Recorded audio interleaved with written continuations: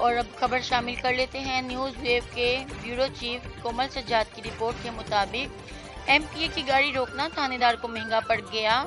थाना बागबानपुरा के टीएसआई यासिर अहलकारों के हमरा गश्त कर रहे थे कि मशकूक काले शीशे वाली गाड़ी को रोका। गाड़ी नून लीग के एमपीए मलिक वहीद की थी। एमपीए ने अवाम के सामने बावर्दी पुलिस एहलकारों को संगीन नताइज की धमकियां दी और माफ़ी भी मंगवाई।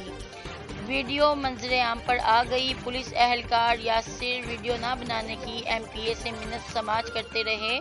एमपीए ने कहा, मुझसे माफ़ी मांगो वरना अंजाम अच्छा ना होगा। टीएसआई यासिर और एहलकारों ने एमपीए से माफ़ी मांगी। डीआईजी ऑपरेशन अली नासिर रिजवी ने टीएसआई यासिर का तबादला जुडिशनल विंग कर दिया।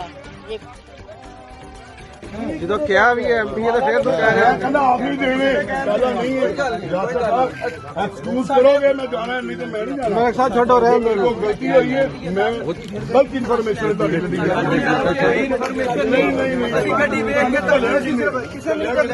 आवाम मेरे नाल चल रही है, पैदल चल रही है। शुक्रिया अदा कर रहे हैं सब पूरा पिंड वेदा पे तुसी मगर आके क्या गड्डी रोको क्या कराओ